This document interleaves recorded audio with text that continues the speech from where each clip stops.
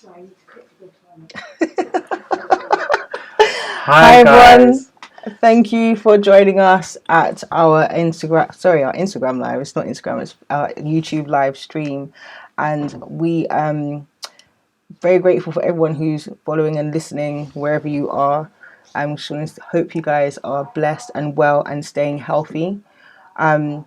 As you guys know, over the last few weeks, we've been faced with a very important question that most of us in our community have been, I guess, proposed with, and is Britain's minority community disproportionately affected by the coronavirus? The thing is that most of these mainstream news outlets are saying that there's a lack of public data to be able to answer that question. The issue is that a lot of the underlying issues that we are being told we have is giving us, the sense that it's mostly us that are affected by this. So what we've done is we've decided to invite some community professionals and hear what they have to say from their perspective about the times that we're currently living in. And also, hopefully, they'll be able to help share with us some possible solutions, how to best cope with what's happening now during this time now, and also to help prepare us best for growth and future, grow forward in the future. So my name is Debbie, and my name is Dwayne, and we are from Black British Parent, and would like to welcome you again to our conference and thank you for joining us. Before we begin, though, we'd like to take a few moments of silence for those who have transitioned, COVID related or not, during this pandemic.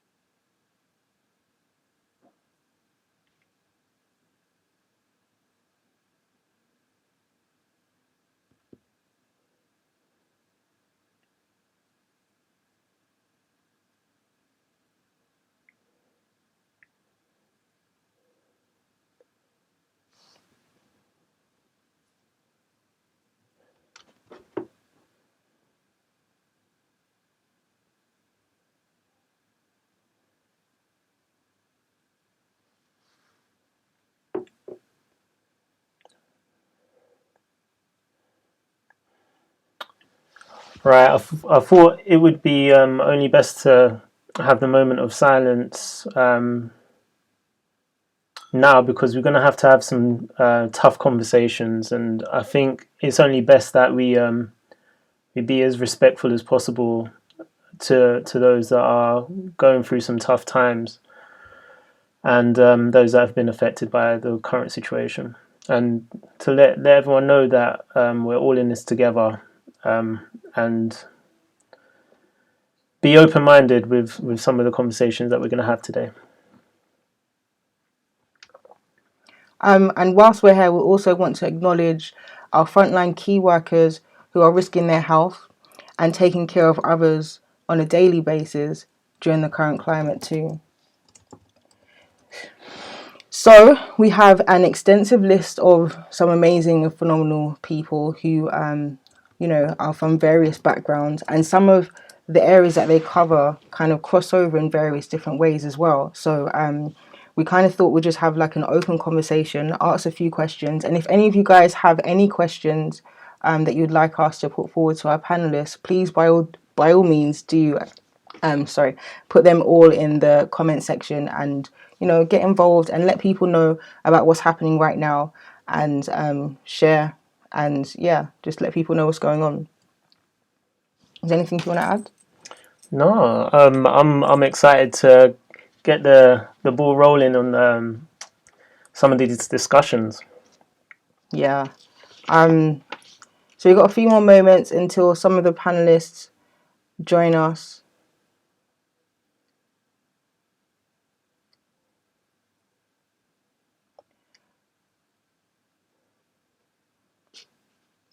And one of the things that we wanted to look at was about our health aspects. I mean, one of the areas that are super key to me, it's really important to me, is our pregnant women during this time. I mean, a lot of people are probably wondering why we're focused on an African Caribbean community. The reason being is obviously, as we said, that, they're seen as we're more likely to be affected by the coronavirus. And we want to get to the bottom as to why. And even though we may not be able to get to the bottom as to why, we perhaps can look at some of the solutions as to what we can do about it and how best to move together and work together.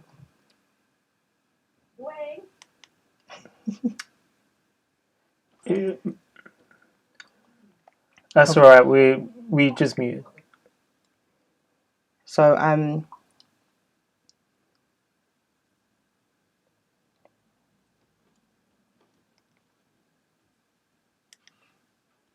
don't forget, you guys can ask questions in the comment sections as well.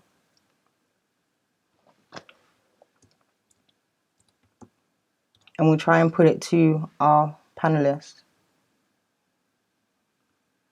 And also, what are some of your experiences during this time as well? If there's anything we can help you with, or anything our panel members can assist you with as well.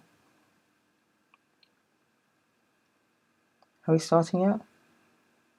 Yeah. Okay.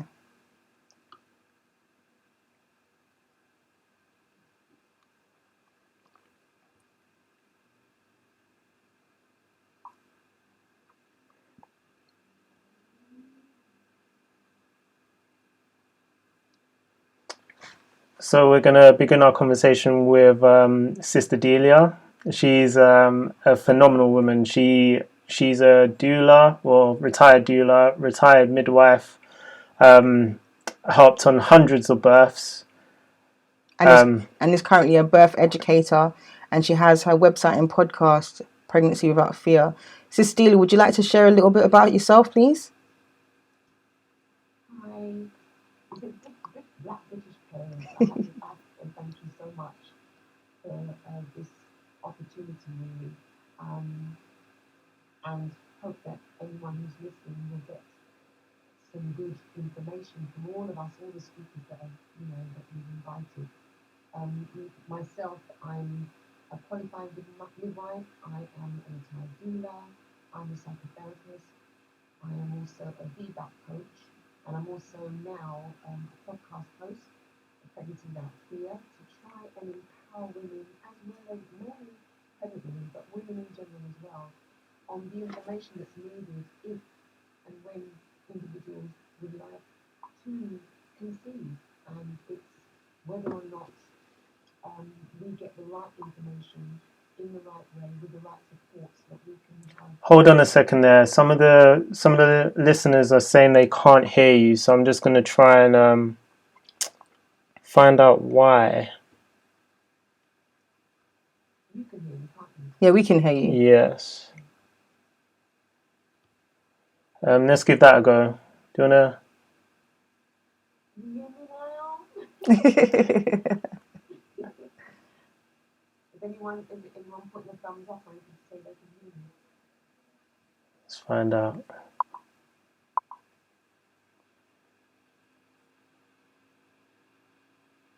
You're saying great, I think. No. I'm not too sure if it's definitely not me. Yeah, I think we can hear you now. Yeah. Okay. Thank you once again, parents, for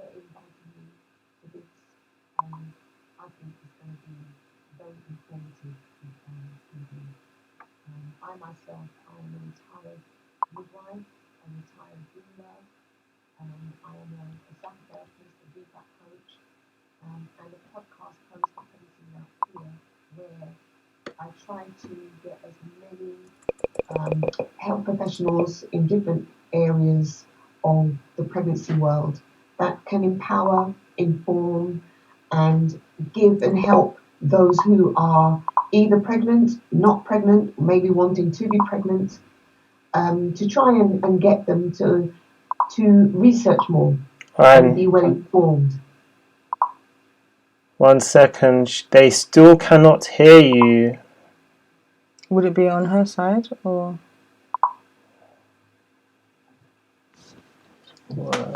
I put.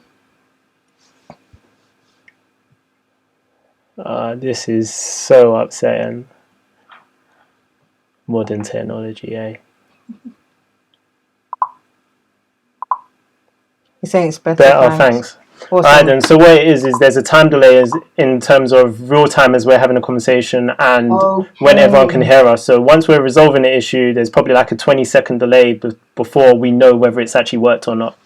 But thank you for letting us know that you couldn't hear. Perfect, thank you. Yeah. So they can hear now? Yeah. Brilliant. I'll do it again quickly. I'm Delia Muhummad. I am a retired midwife, a retired doula. I am a podcast host on Pregnancy Without Fear, where we inform, or should I say, I interview different health professionals in relation to pregnancy, in relation to health, in relation to womanhood. And really, it's just about informing women about what they can, can't do, where they can go, who they can speak to, so that if and when they decide to conceive, if they decide they want to do something in their lives in relation to being female, it's there for them.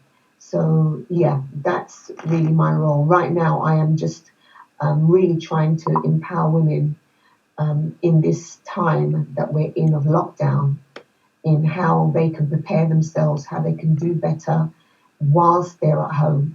Yeah. Some of the issues that some of our pregnant women are having at the moment is concerns of how their birthing situation is going to be and the process during the current climate, because there's a lot of information that's been changing over the last few weeks. Is there any advice you can give in that kind of area of how to best prepare for, I suppose, the unknown, or being potentially having less support than they perhaps was expecting initially?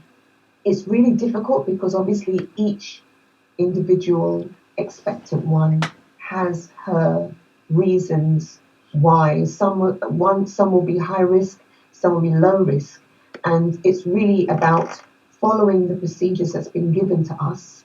Yet at the same time, they should be still preparing themselves in pregnancy. They shouldn't be waiting until week 40 to then start preparing. So prepare from now, avoid constipation, do exercises in whatever little way you can. I've been actually on Instagram putting up little posts about constipation, about dehydration, because when you're pregnant, you're supposed to be active to a certain point.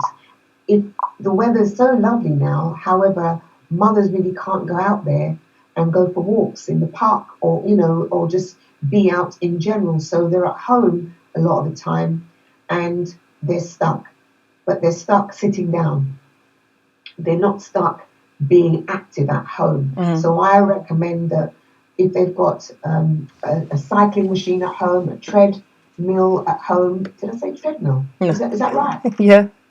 It is, okay. Any exercise machine where it's not going to be causing any discomfort to her and her baby. And she can be lifting, weights, doing squats, walking up and down the stairs, walking around the garden if they have one.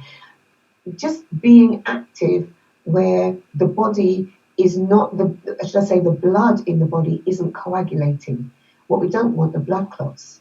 Mm-hmm. And if a woman is putting on weight because of her baby and her body is having to produce more blood, she's more susceptible to blood clots, and that's what we've got to try to avoid. Okay. So basically, women who are pregnant are to do as much exercise they can within their home within means. Just a couple of squats, a couple of stretches, walk up and down the stairs for about 2-3 minutes. Mm-hmm. Nothing where they're wearing themselves out. Yes. But just to be active, even if it's 5 minutes, 10 minutes in a day, is better than nothing at all. To get the heart rate going and get a bit of blood pumping around the body. Going, yeah. Okay. And to stop any kind of blood clots that we may have. And I also advise mothers or women to keep in contact with their maternity unit, keep in contact with the hospital, find out if there are any changes. Don't just take it for granted that the hospital may say this today and may not change it tomorrow. So it's really about just finding out. If they can't get in contact with the labour ward or the maternity, just phone any ward in the hospital and find out, because somebody must know. And even if they don't know, they might be able to actually connect you to the maternity unit that's been ringing and ringing and ringing, because, another department will answer another department. Yeah. Okay. Yeah. And is there any advice you can give in that kind of area for pregnant women who might be on their own during this time as well? That is difficult, because women being on their own, they need support in one way or the other. I mean, if they can get a doula, if they can get even a neighbour, just someone who can be with them, I think is better than being on their own. If they are on their own, then it really will be a telling time, because, it's not easy when you're by yourself, and you can be by yourself, but you've got children. Yeah. And the hospitals will not allow you to come in there with children. So I say to women in this position, you have to ask for help. You have to speak to people. You have to let them know the position that you're in and ask for help. Don't make it out that, I don't want to interrupt. I don't want to, interrupt people. And no, interrupt people. Yeah. Interrupt them. Okay. Is there any what would you advise with regards to diet and nutrition as well? For pregnant women, that is. Yeah. Yes. Dehydration, constipation are two things that need to be avoided. And when a pregnant woman, pregnant women now are at home, and if they're not active and they're not eating the right foods, then they are being dehydrated and they are constipated. That doesn't work very well in labour. So lots of fresh fruits. The thing is, now that we're in the so-called summer, there's a lot of melons and, lots of fruits that are watery. So hopefully, for those of us who are able to go out and do a bit of shopping, it would be wise to get those type of fruits. So that way it helps to move anything in the bowel. A woman who is expecting should not be constipated in her pregnancy. Iron is another thing as well. A lot of women, they have to take iron. They might be offered iron tablets, but iron tablets constipates. Okay. So we recommend liquid iron like Floridix, which is brilliant, because then the body just absorbs the iron, and the body doesn't have to work at having to break anything down based upon what they've been eating. They can also eat greens, kale, those sort of things, spinach, to produce the iron. But if they do that, then they also have to make sure that they take vitamin C as well. Okay. Yeah, and what's the best way? Okay, citrus fruits, etc. Yes, citrus fruits. Yeah. Sister Delia, if you stay on the line, we're just going to include Sophia, Mikel, Michel, and she's So is there any advice you can give to the men, the partners in the pregnant kind of situation with their pregnant partners? With fathers to be, it really is about looking after her as much as possible. So if he sees that she's not drinking enough, then get her to drink. And pamper her as well, set the bath for her, massage her feet, her head, her hands, care for her so that she feels cared for. When she feels cared for, her baby feels cared for. She's an environment. And if she's going to be, if it's going to, right now, the environment that we're in is very negative. It's all about the coronavirus. It's all about people passing. It's all, and so for her, I recommend her not listening to the news, people not going to her and telling her anything about what's happening out there. Her to focus solely on baby and her pregnancy, pampering herself so that she produces the labour hormones that are needed. Because the more she produces the labour hormones in pregnancy, the greater chance she has of having a really good labour when it starts. Awesome. Thank you very much, Delia. Hi, Sophia. Welcome and thank you for joining us. I think she's on mute. I'm talking away and you can't hear me. It's okay. Lovely to be here, guys. Hi, you. Sophia. Can you introduce yourself and tell us a little bit about what you do, please? Okay, so I'm Sophia Michel Swaby. I'm wife to one, mum to 4 girls, and grandma to 2 beautiful Amazing. grandchildren. You don't look old enough to be a grandma. Sorry, I just thought I'd slide that in. I know a lot of people are probably thinking the same thing. So hopefully I'm setting a good example to people. Definitely. I was medically retired twice by the time I turned 40, and as a result of that, I'm a electromechanical technician by qualification. That's what I did most of my career. Sorry, could you break that down for us? What does that mean? So I worked on any building systems, from installing and repairing lifts to air conditioning to boilers to lighting, electrics, anything that is a building service. So the vast majority of what I did was electrical or plumbing, mechanical based.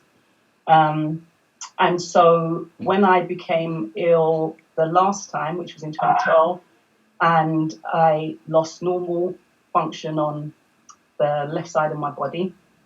So it started with pain through the left side of my head. It rapidly turned into loss of feeling on one side of my face and then throat, and it progressed through my head and into the top half of my left side, eventually into the entire left side. But that whole process of that, despite me having the best neurologist in the country, because they do like a good test case, of course, a clinical trial here. I didn't have any answers as to what was happening, which is what led me into the health arena, and I now use bioscan tech to identify stressors, deficiencies, imbalances with people, and see what's at the root of issues, because the scan technology is what helped me see what was at the root of my issue. And obviously now you see I'm talking and I can swallow and I can move around without the aid of other people. I can do, most people looking at me never know what happened unless you were there in that photo during those 5 years. That's truly amazing. Sorry.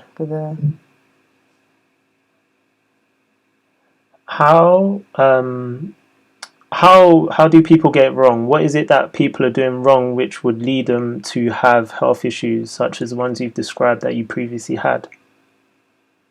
I'm gonna, because I know you've got a couple of other people that are going to speak on health. So what I think I'll do is I'll direct it towards some of the hidden things.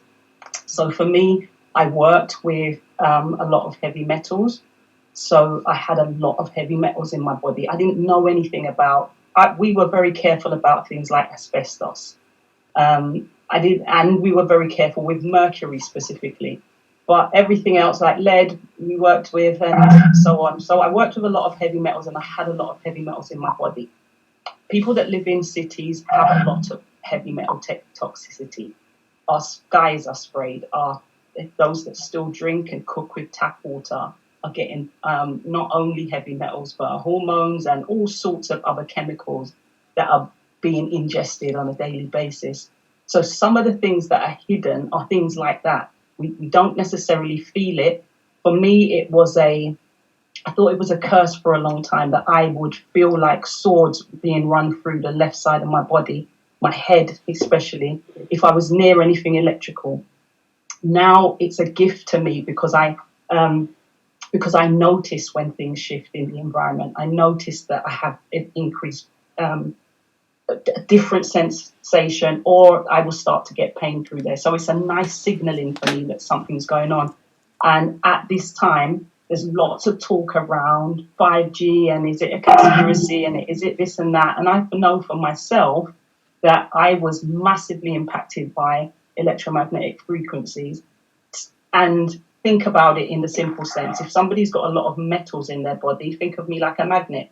And I'm attracting all of these frequencies that are on everything that's electrical. So let's leave 5G out of it for a moment. Any wire that has an electric current running through it has a magnetic field around it. We're electric and they interfere with those into our own electrical signaling. So it's a massive problem. So what I would say is that apart from all the things I'm sure that the other health specialists will talk about, is that you do need to be drinking clean water that is not contaminated with those things that I was talking about. We do need to protect from 5G. And not just 5G, but 4G, 3G, 2G, all of those things were still impacting on our bodies because when I was disabled, there wasn't 5G yet, unless we didn't know about it. We still get impacted at that level. So when it increases, and it's not increasing by 1 or 2 times, it's massively increasing. So we're going to have increased effects on the body. So I just wanted to quickly run through a few of the things that, let me see if I could bring up my list. And I will make sure that I've got available a PDF for people to have a read through. What if at all possible, would you be able to drop us a link to that PDF, and instead of you reading it down now because we're short for time, we will post a link to your link on the list on our the caption after the video on YouTube, because I think we're streaming quite a few different places at the moment. But we'll have that information for everyone on YouTube. So what I would just say first, just real quickly though, is that there is very detailed scientific data on the effect of these frequencies on our nervous system, on our hormonal system, on oxidative damage, on our DNA, and so on. So this is not stuff that people are making up. There is scientific data with over 230 scientists that have put this information together, not in this recent time, but been putting this forward to the powers that be to stop this stuff being rolled out. We're about solutions, and what's a key takeaway that everyone can go away with that's tangible right now that they can do to improve their health? Yeah, absolutely. So again, in the set, or maybe in a slightly separate PDF, but I'll put that out for you as well. But some of the basic things are, and it's challenging because people don't want to change the way they're doing things. So my middle daughter was saying to me today, Mom, it's so awkward sometimes. So I don't have Wi-Fi in the house. We're plugged in via Ethernet. Okay. So everything's hardwired. It's not difficult to do at all. It's, at the moment, these kits they've increased the price by about 3 times. A month ago, you could buy a kit like this for £60. Now they're going in 160, 170, 180. But it's not difficult. You literally plug them in and you wire everything. So your phone, I'll show you this one. This goes to my phone. And I get my internet via Ethernet so that I don't need to have Wi-Fi switched on in the house. So that's the ultimate. If we cannot have Wi-Fi switched on, then we're not being bombarded with it all the time. For those that are, we need to be switching it off at night at least. Yeah. And I just wanted to show you this as well, which is it's called a AirTube earphones. I don't know if you can see it, but it's like a regular pair of earphones, except the last piece that goes to your brain, to your ears and to your brain, is just a tube, and the sound travels through. There's all the wired part, but this bit that goes to your head, this bit is just a tube. So the sound goes via the air. So there's no signaling directly to the brain. So we're limiting the frequency that gets to the brain. Thank you very much. And these are really sick, really, don't need the expensive ones. You can get some for about £3. So they're not expensive at all. Thank you so much, Sophia. Sister Delia, is there anything you could, little last bit of advice you could leave before we move on to the next group? It's really for any pregnant woman who's at home that she is active, no constipation. Pregnancy is all about blood clots. The body is susceptible to that. So we've got to try and keep her as active as possible in the best way we know how. And as long as she's getting the right foods so she's able to feel healthy and she's getting, even if it's just walking in the garden, then I would say do that. The weather is there now, so you can't make an excuse. Thank you. But yes, I feel that in pregnancy, we've got to still do our best, even though we can't get out there. Okay, that's amazing. And how can anybody get in contact with you, Sister Delia, quickly before we shift on? Instagram at Pregnancy Without Fear, and they can email me, Delia at pregnancy-without-fear.com. Thank you very much. And Sophia, do you want to quickly, before you start talking, just wait. Yeah, thank you. Sorry, Sophia. How can anybody get in contact with you if they want to know more? You can get me on social media. It's Sophia Michel, spelled Michel. So Instagram, Facebook, and you can email me at sophia@paradigmpurehealth.com. Thank you so much, sisters, for joining us at this part of the live, and hopefully we'll speak to you again soon sometime. Thank you. Wow, that was amazing. Okay, so we got next. Is everyone in the waiting room? No, Great. we're just getting that all hooked up.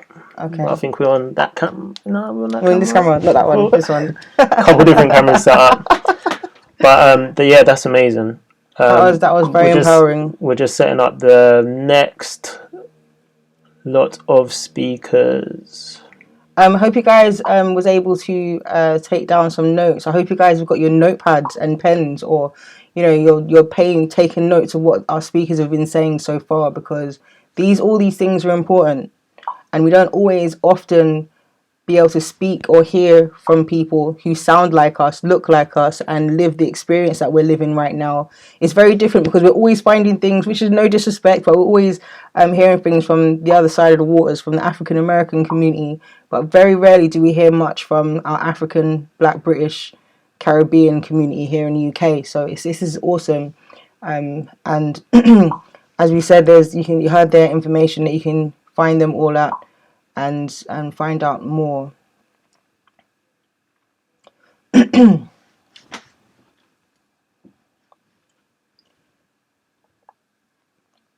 Excuse me, guys, we're just transitioning to the next group.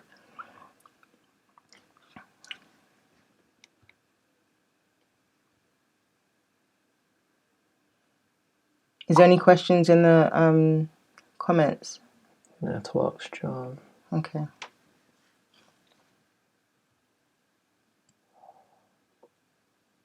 That's awesome.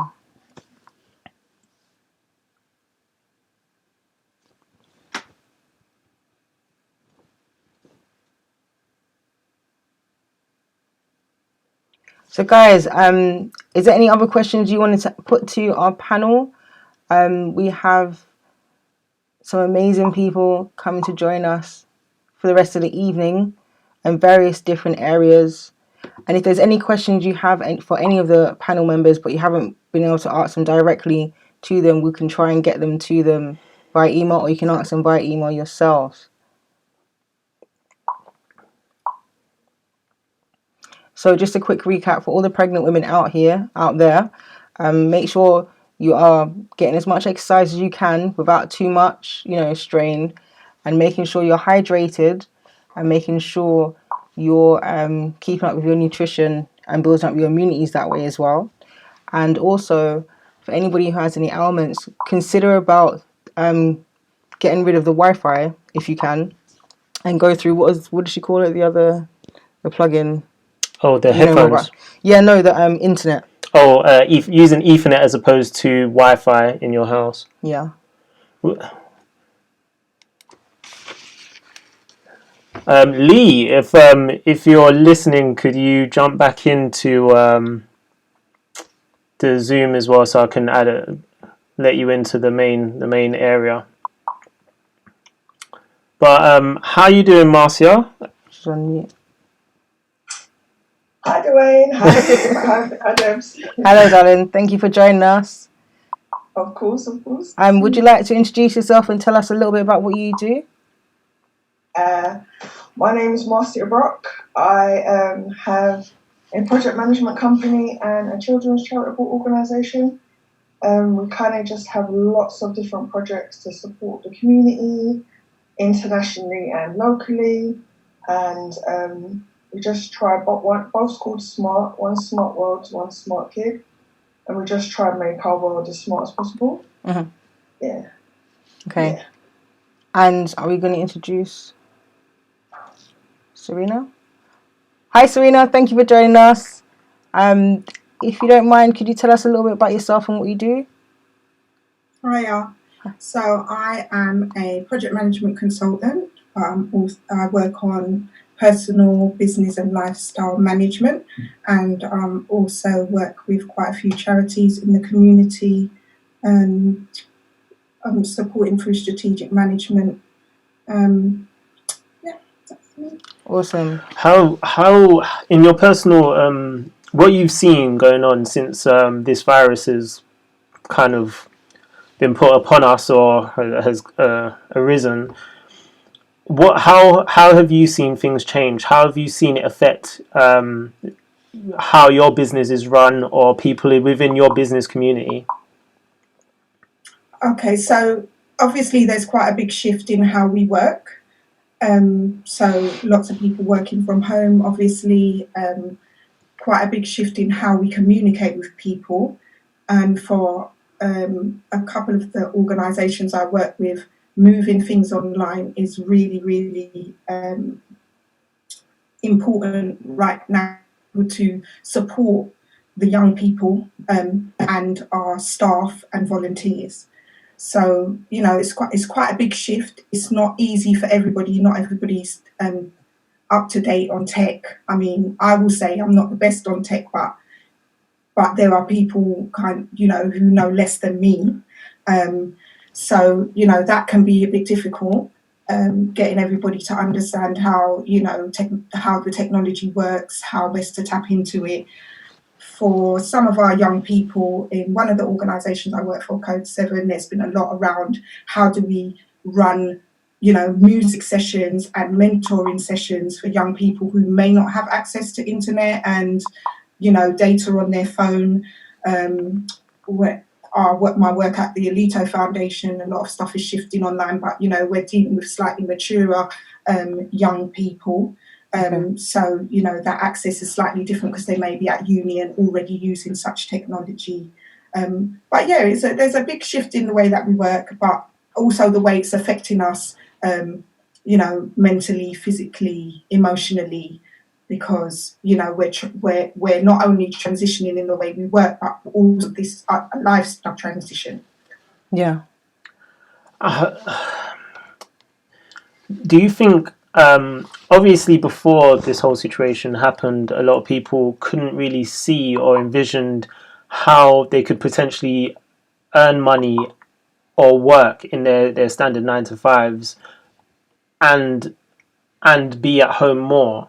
Do you think there's going to be a shift in the direction of more people working from home as a result of this? Well, of course, people are going to be working from home more. But I think there's a big difference in. I always talk about an employee mindset and an entrepreneur mindset. We think very differently. An entrepreneur will think more creatively. An employee waits for somebody to tell them what to do and how to do it.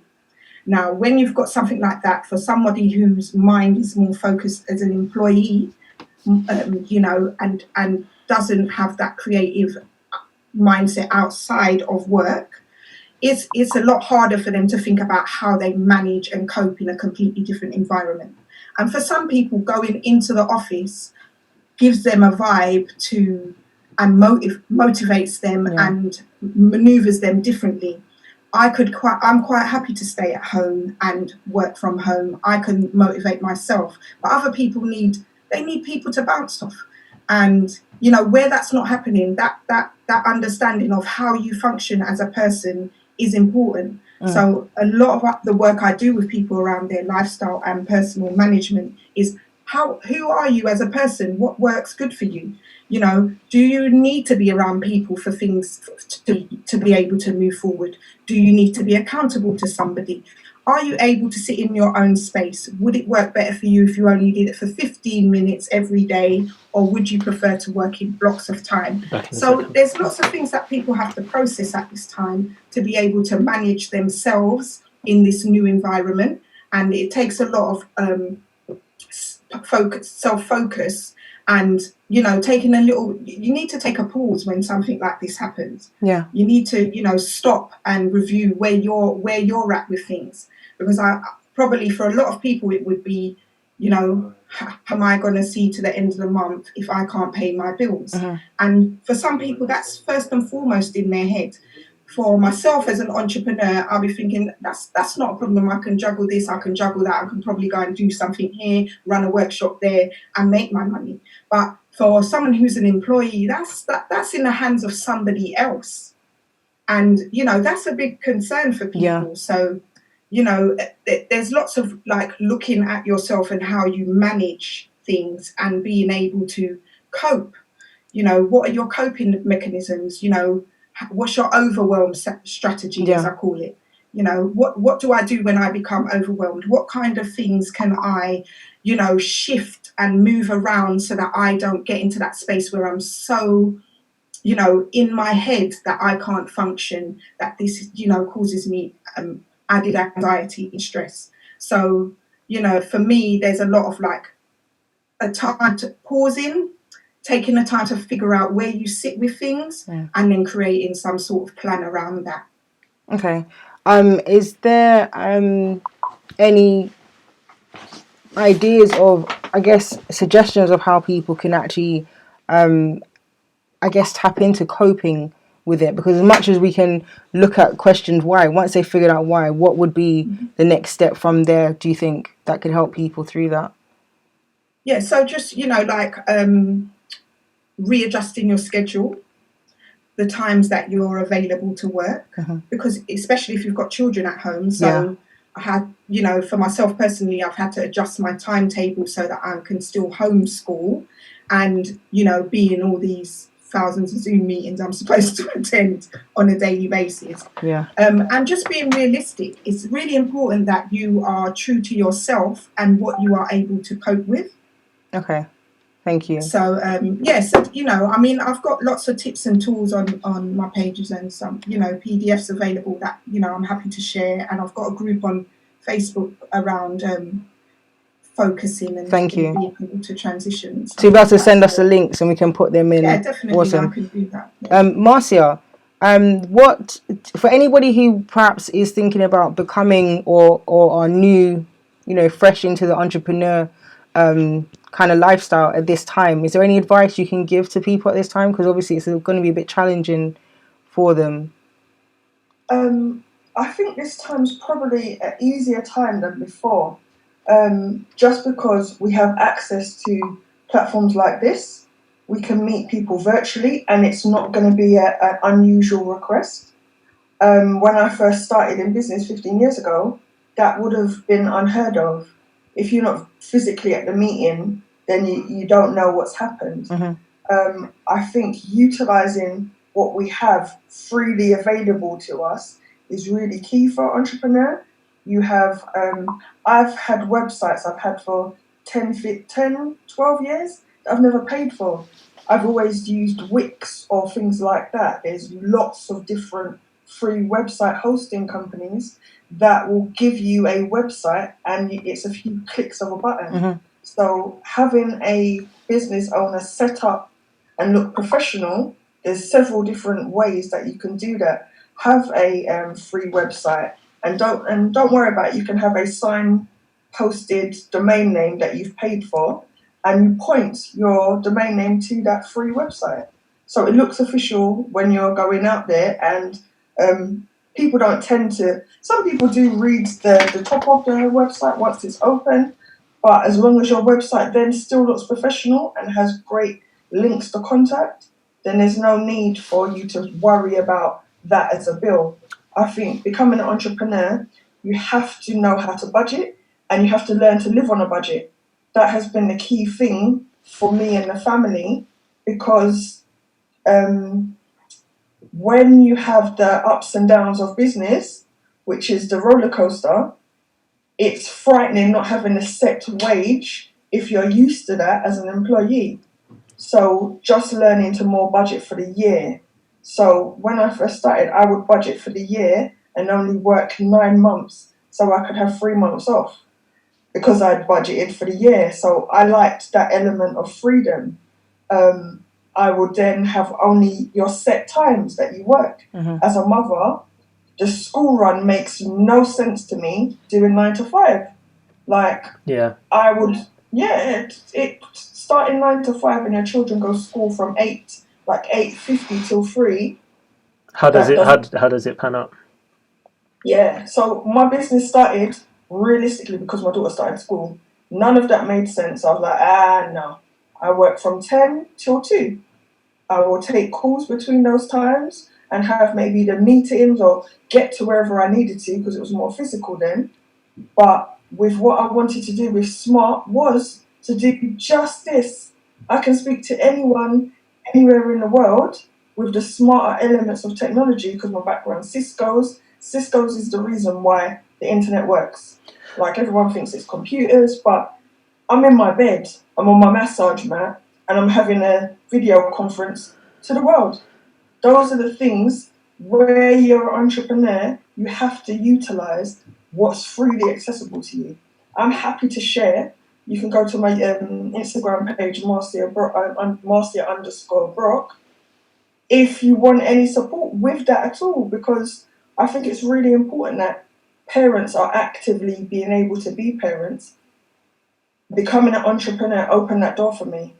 My 18-year-old daughter doesn't know a world where mummy couldn't attend her school plays, mummy went with her school trips, and when she needed to be homeschooled, we did that.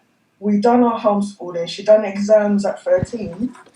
That, like, becoming an entrepreneur, it's lovely to think about all the work and all the money you can get, but for me, it's always the why. So having that project management company is great, wonderful. Having Smart Kids, great, wonderful. But why? So for me, I liked to cook food for my children. I liked to eat breakfast, lunch, and dinner as much as possible with them. There's things that you can do in your business that is all great, it's all wonderful, singing and dancing. But if you're out 24/7, 365 days of the week, what's the point of that? On that note, we're just going to pop over and see Jasper, Lee. Mr. Jasper. How you doing, sir? I can't hear him. Just 1 second. Oh, I'm unmuted. I've just unmuted you. Thank you for joining us. Yeah. No, I'm doing fine and delighted to join you all today on a very important discussion in relation to communities' responses to the crisis we find ourselves. So thanks very much for the invite. No, it's our pleasure for you to take some time out of your schedule to join us, to be quite honest. Thank you. No worries. Can you kind of give us a little background as to where you're coming from for those of us that might not necessarily have seen you before, be in the know? Not that I can imagine there's many people that don't know you, but just for those. Well, you can always ask Uncle Google and find out. Don't believe half you read. I'm sure there's an extensive list of things that you've been a part of on Google. I'm activist of probably about 40 odd years in public service for the community, passionate advocate for our communities for justice, founded Operation Black Vote, been a first black deputy mayor of London, founded and organised a project to put Mandela statue in the square. I've created the first black website in the United Kingdom, Black Information Link, in 1996. 750,000 hits a month way back when. When the internet wasn't as big as it is now. Absolutely. Well, the majority of the hits were from the Secret Service and military grade operations, so it's not so as impressive as it sounds. But the number, and formerly chair of the Mangrove Community Association down on All Saints Road, West London, and chief steward at Carnival for 15 years. Now a consultant working in East and West Africa largely over the last couple of years. Worked with Serena and I worked with Marcia. Incredible couple of women, and I'm delighted. There are some. I always They work are better amazing. with women. No insult, guys. I understand. I understand completely. Okay, so what are your observations? What are your thoughts about the current pandemic that's happening now? How are you seeing how it's affecting people, and what's your thoughts on that? Well, clearly it's affecting people. It's unprecedented crisis, and it's something we've never experienced before. And it's on a level of scale that is beyond anything in comparator in human history. So clearly this is an existential threat to not just our community, to the entire human race. And as a consequence of that, people are in lockdown, economies are completely stalled. Sort of price of oil yesterday was so low, they were paying you to take the oil away. I mean, it was, I've never seen anything like it. And so the impact's absolutely huge. And I think when we talk about the impacts on our communities, then we're seeing a disproportionate impact on our communities, whether they're health workers within the health or social care sector, or whether or not it's people who are, because of the effects of structural racism, find themselves in low poverty income groups and therefore have pre-existing conditions that make them more vulnerable and susceptible to this virus. So it's having a huge disproportionate impact upon us. And having been forced back into the home now, if you've got families who are already suffering trauma and unresolved issues and stress, then that creates a pressure cooker situation where young people and families and fathers and mothers forced together to stay in and stay together can experience amplified trauma, amplified stress, amplified anxiety. I often compare it to it's like permanent Christmas, isn't it? You like Christmas, the family comes round, but you're kind of relieved when everybody goes home. But there's no going home from COVID. They're there and you're there with it. And I think if you've got existing stresses in your family, this will amplify and exacerbate those. So I think it's an opportunity, though, for people to begin to look within themselves to repair, heal, and reconnect their relationships. That's amazing, because that was going to be my next question. What tangible things can we do to kind of better our situation, knowing that a lot of families are going to be in these situations? Well, knowledge is the key to all wisdom and intellect. And so what we've got to do is begin to make ourselves a fay, if we can, with the kind of active listening, the engagement, the building of emotional intelligence and empathy that allows you to develop the skills to repair those relationships and take time to work on them. Don't try and resolve things in a day. There's no need. You can revisit conversations a little bit at a time, over time, to try and bring some healing and understanding to your relationships at home. You can try and do mindfulness training. So 15 minutes in the morning, where you're practicing some form of meditation, can alleviate, and actually physiology will reduce the level of stress in your body and your mind and give you the kind of resilience you need to be engaged in repairing those relationships. That's amazing. Limit your intake of information, because every day you switch on, you see this body's gone, that body's died, so on and so forth. I mean, these things, emotion is contagious. So if I laugh, you laugh. If I cry, you feel upset. If you watch a or action movie, you get hyped. Emotion is contagious.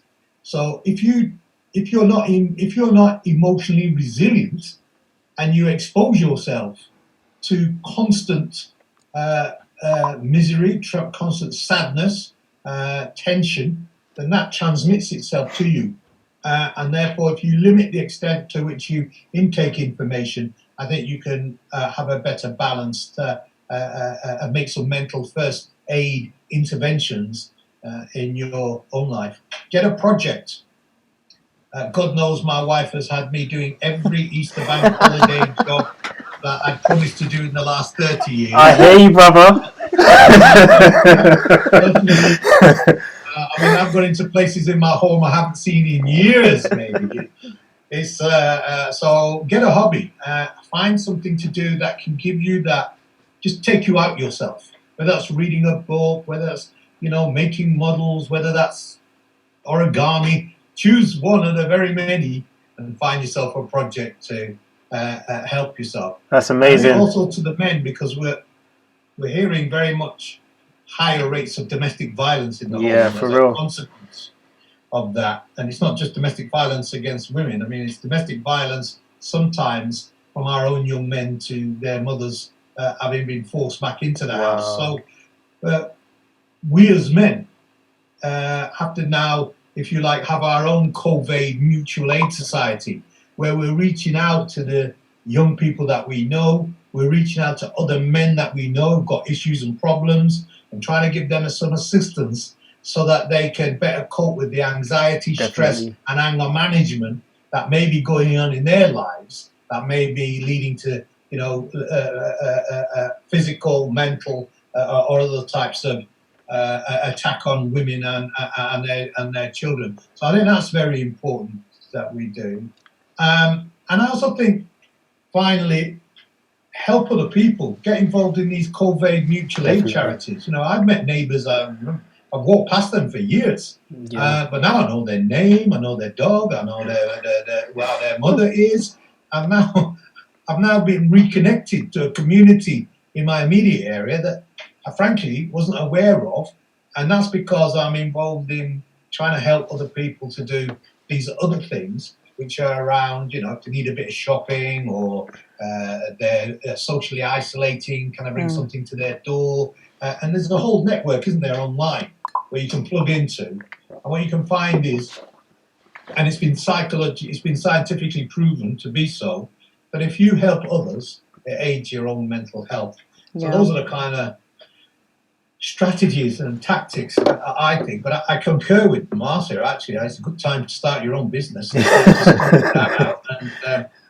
we do upcycling. I mean, I buy for £1 and sell for £2.50. I'm shameless on Amazon. Lee, on because of time, we're just going to try and you dropped some gems on us. That thank you for joining the conversation. We're just gonna any last thoughts from Marcia and Serena in terms of what people can actively do to during this period to kind of better help their situations going forward, and also include any contact details as well, so they can get in touch if they want to speak to you further. Marcia's talking. Hold on. Sorry, go on. Yeah, I will follow on from how Lee said it. I think at this point of time, it's to reconnect with the things that you love. Reconnect with the things that inspire you and you get passionate about. Because this is an unprecedented time, as they like to say, but we're getting paid to stay home for some. And if not, you're going to be finding, I think, some of the problems that may come is when your mind, thankfully, works the most positive and finds solutions for them. Right now, my DIY kit has been out throughout the whole house. It's been wonderful. One of my friends, Kay, wants me to share all the DIY stuff I'm doing, which I'll eventually do because I haven't had time. You need to share some of those projects on Instagram. Give me some inspiration. I will start tomorrow. And your contact details? My contact details is my name. It's Marcia Brock. You could Google me as well, Marcia Brock, but Instagram is my favourite. And it's not Brook. It actually is Rock with a B at the front. Yeah. Thank you very much. And Serena? Yeah, I just think take a holistic approach, have a look at what you really need in your life to be able to function well, to take care of yourself physically, emotionally and mentally. And, you know, just if you need to take a step back and review, then take a step back and review. That's really important.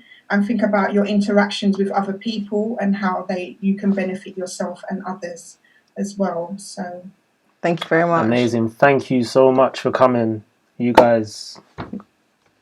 Oh, one sec. Sorry, you're muted. Sorry, and Serena forgot her Instagram, which is organising mums. Yeah. So organising _mum, and then my Facebook page is my name or at SNM Cons, as in SN Management Consultancy. So thank you very much. We already know if anyone wants to get in contact with Lee Jasper, they can just Google you. All right then. But we appreciate all your time and joining us for this conference as well. Thank you so much, and we'll be in touch hopefully soon. Thank you. Thank you. Take care. Bye. Thank you. So that was amazing. Wow. Already behind schedule, but do you know, it was worth having that conversation. We're just going to line up the next set of speakers. Are they all in the waiting room? They are? But how is everyone coping with their current situation? Are you taking any positives from it at the moment? Let us know in the comments, where we are monitoring the comments. Please share your thoughts and we'll be very interested to hear. Have we been able to see all the questions? Yeah. Our personal assistant John has been monitoring and posting up comments as and when they've been coming up.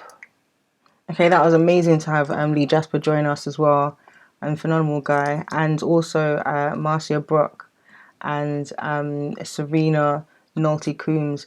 Drop some gems for anybody who is budding entrepreneurs or are in the early stage of their entrepreneurship. Like right now is a perfect time to be developing and starting a business or continuing on with a business. Everybody's at home, everybody's pretty much online, so it's easy to set up a website or set up a social media page to promote or to share your business and ideas, etc. Or not so much your ideas, but what you're offering. Dean Kai just mentioned that he's fasting and drinking water. Do you know what? In all honesty, I so want to jump on that myself. I'm struggling because I'm actively doing stuff around the house at the moment, but I can't miss a meal at the moment. I feel like I'm putting on weight, everything. It's not good. But let's move on to our next. I don't think you'll be the only one that feels like they're putting on weight at the moment. We're going on to our next set of speakers. Greetings. Hey guys. Thank you for joining us. So good. Amani, do you mind please introducing yourself and let us know what you do?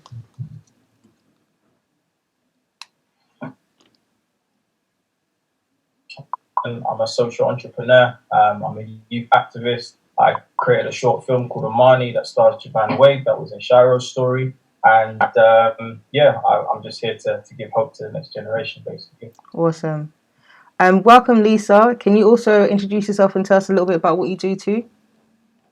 Yeah, evening all. My name's Lisa Newton. I run a property business, a publishing company online where we do courses and books.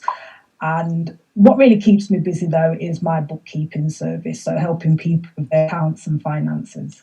Okay, awesome.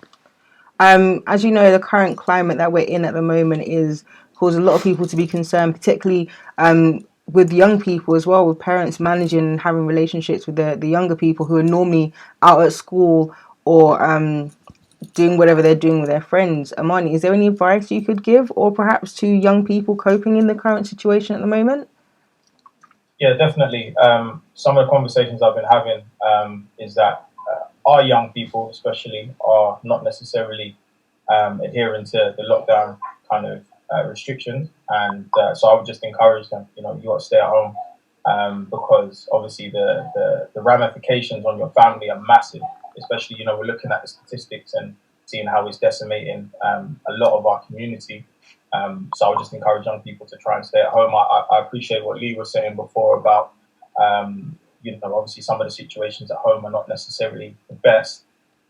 So it's hard to, at the same time, it's a bit of a juggle. You're encouraging them to stay home in an environment that might be quite toxic, but then also telling them not go out as well. So I think it's important for them to try and find like a zone in their house where possible, where they can just be themselves, where they're engaging in things that are going to try and edify their mind. A lot of the young people that I've spoken to are listening to things that are quite toxic and watching content that is quite toxic for them. Themes that aren't going to elevate them, aren't going to help them to win and succeed at the path that they want to aim down. So it's about them trying to shift the things that they're engaging with. Maybe watching a motivational video or a webinar, a TED talk or something like that, instead of just watching kind of music videos and things that of that nature. So yeah, there's loads of different things that you could suggest, but I think essentially it's about the young person trying to find what works for them to be in their happy space, basically. Of course. A lot of young people probably have money on their mind, as it were, I suppose, and that's why a lot of them are probably doing some of the things that they're doing. Is there any I guess what kind of shifted you into doing what you're doing and become a social activist and get into entrepreneurship as you have done? Sorry, say that last bit again. I missed part of that. How did you? What was it that motivated you into getting into entrepreneurship as you have done? So basically, I just used the skills that I learned from being on the street. Essentially, they're adaptable skills, and I love the organizations that are trying to help young people see that, because it's about marketing, it's about sales, it's about communication, it's about organization, it's about being resilient, it's about adapting. It's all these different things that young people have in abundance, but they just don't know how to use it in the commercial space, in places that are a little bit more legitimate. So for me, I had a mentor. I had someone when I was 16, when I first decided, like I made the decision I want to come off road. And this person saw my potential and helped me to elevate, and didn't kind of see me as just another young person that had all these different negative things, and he helped me to excel. And then for me, I think the other side of it was the things that I engaged with. I started to read self-help books like Rich Dad Poor Dad, Think and Grow Rich, As a Man Thinketh, The Secret. All of these books that help to elevate your mind, and once you start applying them, that's when knowledge is power, in my opinion, because it's only power if you apply it. Otherwise, it's just information. Yeah. So I'm a product of the things that I've indulged in over the last 10 years. Now that I'm 30, I look back and I say, "Look, I'm very happy that I made those sacrifices," because my mindset is very sharp. And as they say, if you want to chop down a tree in an hour, spend the first 45 minutes sharpening the saw. So that's what I would always encourage people to do. Just continue learning and then applying the information that you digest. Thank you so much for that. We want to welcome Davis as well. Hi, Davis, and thank you for joining us. I think he's on mute before you speak. Yes. Yeah. How you doing? We're doing all right, thank you. Thanks for joining us. Can you tell us a little bit? Thank you for the invite, man. That's blessed. Can you please tell us a little bit about what you do? Yeah, so I'm from Manhood Academy Global. I'm also a vegan chef. work with young people in the community and their families, most importantly. We don't want to isolate the young person, so we work with their uncles, their aunties, but we focus on positive masculinity. We focus on at what point do they become young men. A lot of the young boys that we find that, they're looking for manhood in the wrong places, and those places get them caught up in so much madness. And I know a lot of grown men who are still trapped in that adolescent stage as well. So we're looking at ways and how we can make sure these young boys progress into healthy, amazing men who can turn this community around and bring that balance, So that's what I really focus on still. Thank you. I understand as well you've written books, and that's one of the reasons why you had Lisa involved in the conversation as well, because being a book author, you're an author, right, Lisa? And I think it's especially now for young people, they're so good at telling stories, I suppose, via the music that the medium that they're using. And another good way would be to perhaps if they can convert that into book writing and become authors and share their story that way. Is there any advice or any nuggets of information that you could share for young people who could benefit from taking that kind of route? Directed to me? Yes, sorry, Lisa. Okay, sorry. I think that everyone's got a story to share, really, and you don't necessarily have to put it in a book format. You can do it in other formats. So there are audio books as well that you could also share your story in that way. So it's a creative outlet, and I think that if you can encourage young people to do that, then that's a great thing. Thank you. And yourself, Davis, as well. Powerful things that we have right now is our own personal truth, our own testimony. And, the more we share that, is the more we heal ourselves, it's the more we inspire others. We create that ripple in the universe. So for me, it's just about sharing your story, whatever that may be. Yeah. And can you give, because obviously right now, a lot of us, all of us are on lockdown, and young people are on lockdown, and the experience that they're having is nothing like any of us as teenagers has ever experienced before. So how would you advise beginning to share their story about their experiences right now? Yeah, well, a lot of the young people that I work with, a lot of them are not on lockdown. Fair enough. They are out there right now. Nothing has changed for them. It's just a different circumstance, and they're still very much active. But it's about allowing them, because when you're talking about telling your story, you've got to allow yourself to be vulnerable. You got to go to a place where sometimes it's uncomfortable. When I wrote my first book, it left me a bit traumatic. I needed a little bit of therapy after that, because I had to go back to somewhere where I thought I locked away and threw the key, but the key was still there. So it's about guiding young people through that. But young people, great storytellers, and they just need that guidance. They need that support, and that's all we have is each other. Once we are next to each other and we're there to support each other, then we can do amazing things. But what the issue is for me, before I leave, is that too many of us are in isolation. We're in little pockets doing little bits in a corner. We just have to unify, whatever that looks like, and support each other in the best way we can. Thank you for that. So is any I suppose that would be your last words, but is there any advice that you can give to young people or to parents at Davis before he leaves? And also please share any contact details so people can get in touch with you too.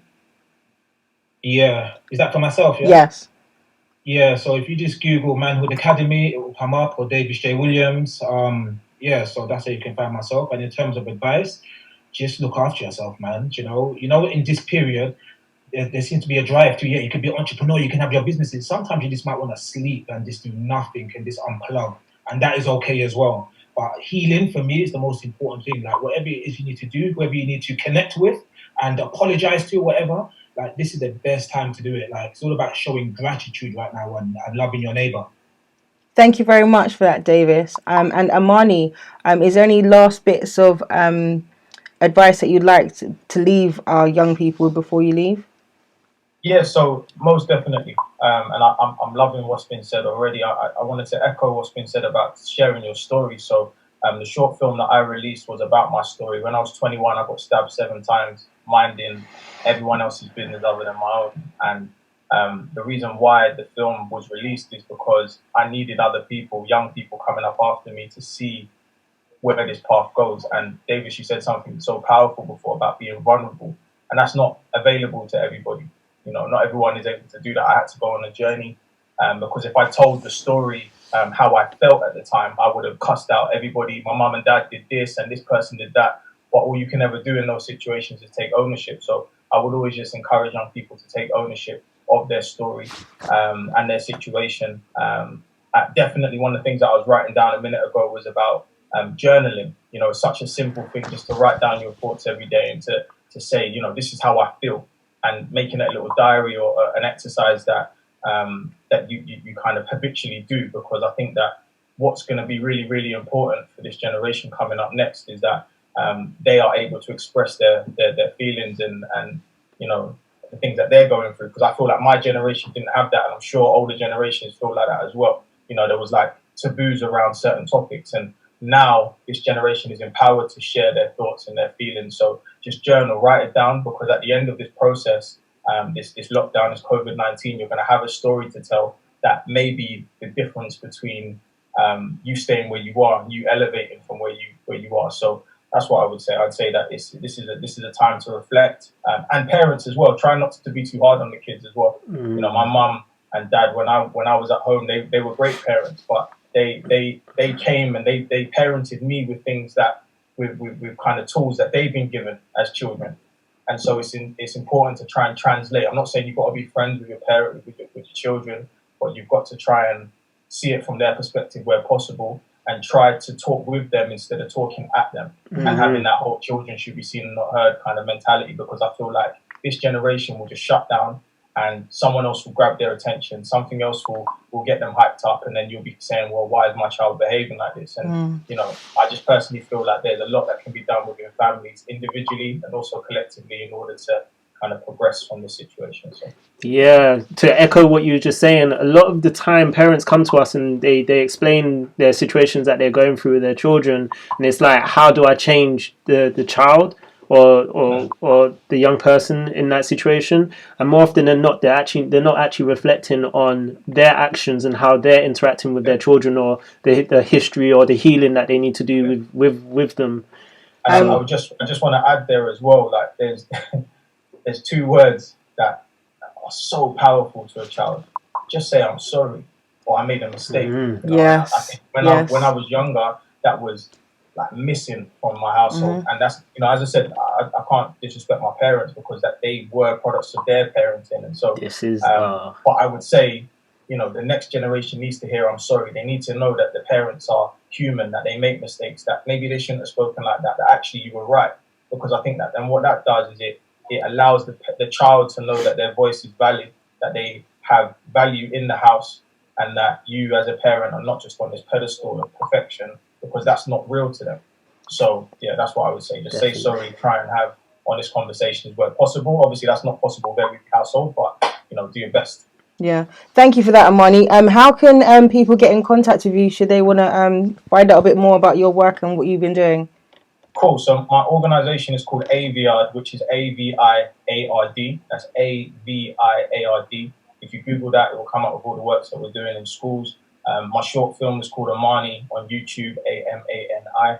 And yeah, you can follow me on Instagram. I'm going to be doing a lot of webinars and things going forward. I've got some backing in order to do it. So I'm going to be doing some more webinars and, you know, getting different opinions from young people. So yeah, just stay in touch. We look forward to seeing more of your work out there, man. Definitely keep us posted. Also, Lisa, thank you so much for joining us.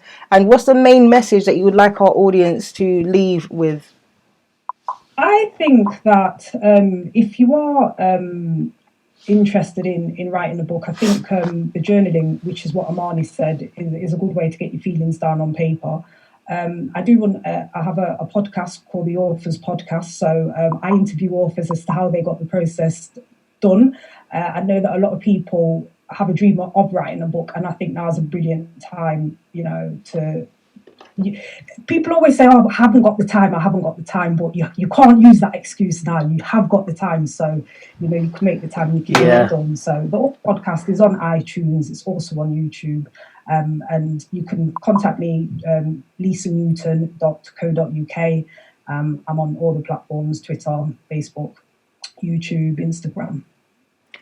Thank you so much, Lisa. Thank you, Davis, and thank you, Amani, for joining us. For Thank this you, session. guys. We really appreciate you amazing guys. conversations with you guys, man. Take care. That was awesome. Like, you know, when you have certain conversations, or there's people around you for so many years, and like everything just starts to come together. It's blessed. And it's amazing that people are doing some phenomenal things out there, and there's so much variety of people doing different things. So there's accessibility everywhere for everyone. It's not just one person doing them. Okay, so we're a bit behind schedule, but we're looking to get the next group of speakers in. Are they all here?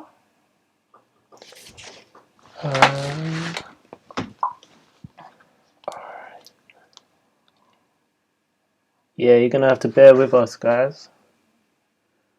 But yeah, again, keep on commenting in. I think that's Keep on commenting and interacting on whatever social platform that you are watching this on, and keep the conversation happening. Follow some of these speakers as well. The ones that really resonate with you, go check them out right immediately before you forget. And yeah, let's keep this energy up. Okay, who else? Okay, that's awesome. That one, yeah. Great. Thank you guys for joining us and staying with us as well. This is obviously one of our first conferences. We're hoping the first of many in the future.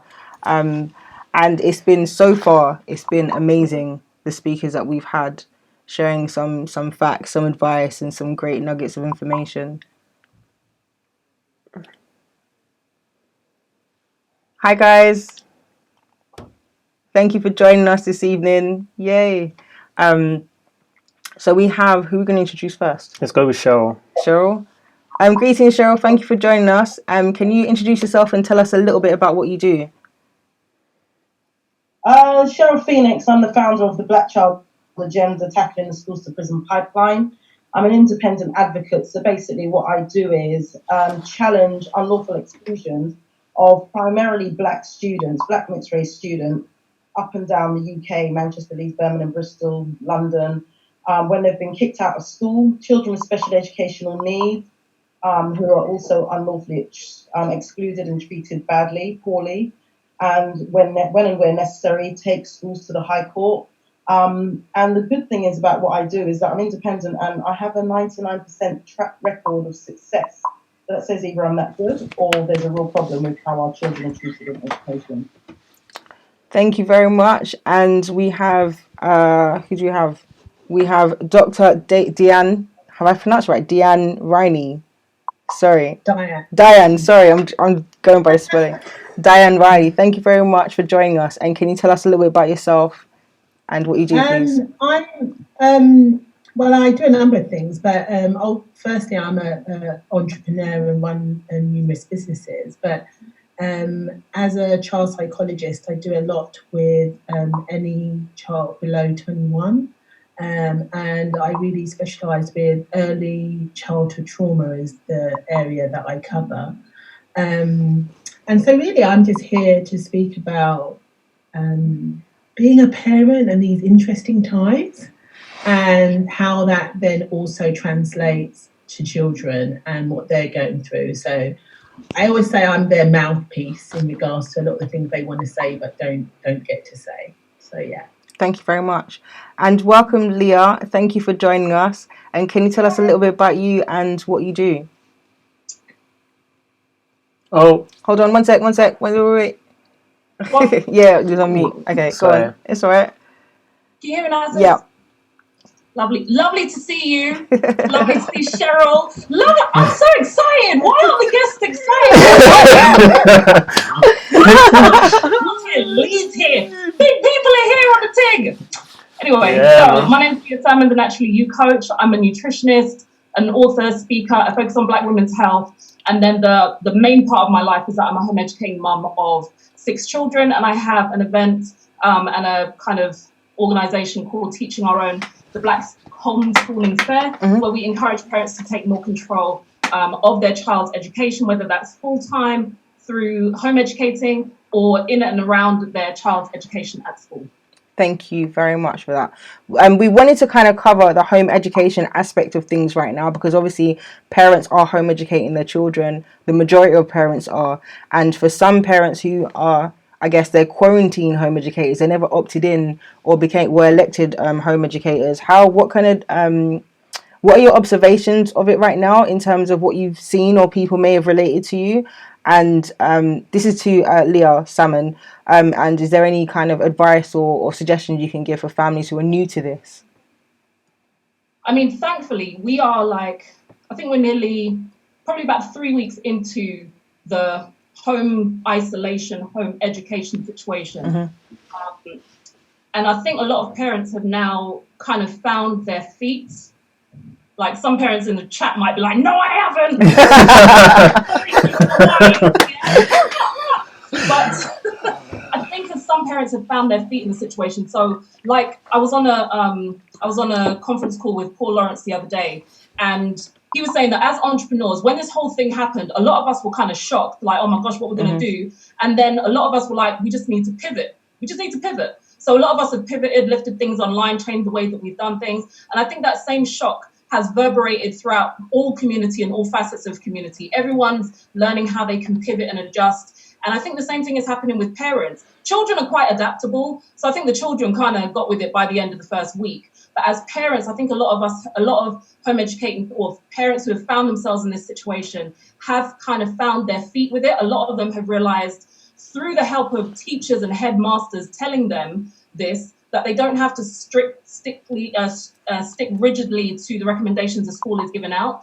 And they can use this as an opportunity to connect with their children, learn more about their children, and embrace this very unique time where they don't have the excuse of, well, I can't do this with you because I'm at work, you're at school, I've got all these commitments. Everyone's on lockdown, innit? You lot are forced to spend time with each other. And it's a beautiful thing because we're learning a lot about our children that we just didn't know before. So it's actually quite an opportune time. And I think that reflects in some of the studies that have been done recently showing that something like, I don't know who they asked, but a quarter of parents are saying that they're considering not sending their child back to school when the school has reopened. So I think it's also highlighted for a lot of parents why we chose to home educate before this situation, because I think they've now experienced what it is that we've gone through. So instead of being able to comment on it from an outsider's perspective, they've lived home education and they're like, oh, this is why you lot do it. Oh, right, I see the benefits now. So presumably you're going to be getting a lot less.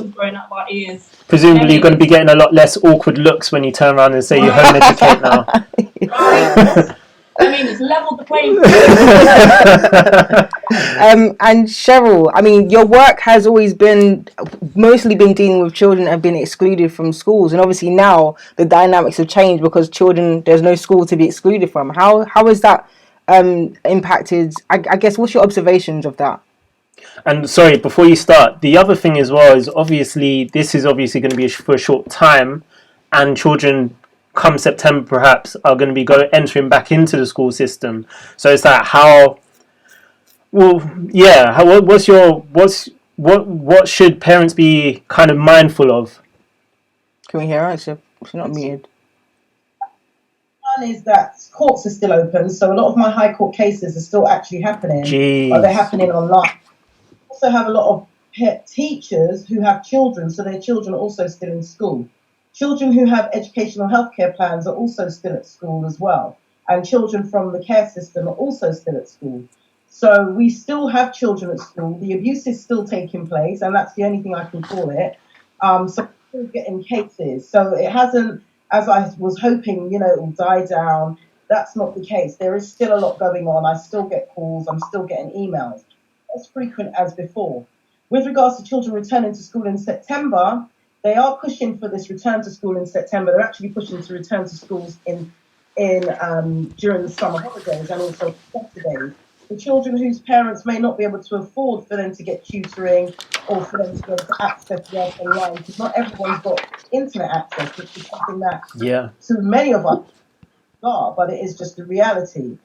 So those children are falling behind.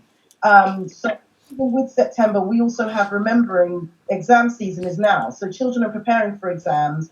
And as all of you must know, with regards to the marking of said exams are going to be based on the teachers, what they think or feel about a particular child and what they feel this child is capable of doing. Now, for me, that process is completely flawed, obviously, because children, you can have a teacher that just doesn't like a child.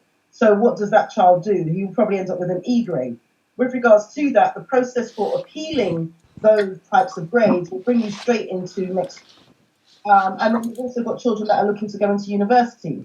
So it is, I'm still very busy. We're still working quite hard in the background, just mostly dealing with legislation rather than maybe face to face with parents. But I'm still in court, still challenging the system. But, you know, it is kind of up in the air. No one's actually got any definitive answers. What I would definitely say to parents is, like Leah has just said, keep getting to know your children. It has kind of balanced itself out where I've even set up our own WhatsApp group where we share information. I'm sure many parents must be sick of the amount of information that is shared, but it is things outside of the national curriculum. There are more creative things. There is a lot of academic things. There's a lot of online learning as well. And for those that don't have it, simply ask and someone can print and send it in the post. So it's a bit of a mishmash, but it's still going on. And just so people are aware as well, even then they're moving forward. A lot of the court systems are going to be online. Most of what we see happening now is going to stay into effect. A lot of stuff around mental health, whether you're an adult or a child, that is something that I'm really, really concerned about. And we have to really, really push on how we're going to challenge the system on this, which is something that is being drafted at the moment quite intensely, because otherwise our human rights are being violated and they're being eroded before our very eyes, and no one seems to be aware of it. Okay. And Dr. Diahanne, she's on mute. With regards to, I suppose the parent psychology and dealing with parents in this current climate, obviously, we're having varying issues that parents are having to deal with. As Cheryl was saying, they're still dealing with the children that are in school and the issues that comes with that, and the pressures. Obviously, you're home educating your children, even though they might be deciding to continue on. But for those who may not, what bits of advice or suggestions can you give to those families, those parents?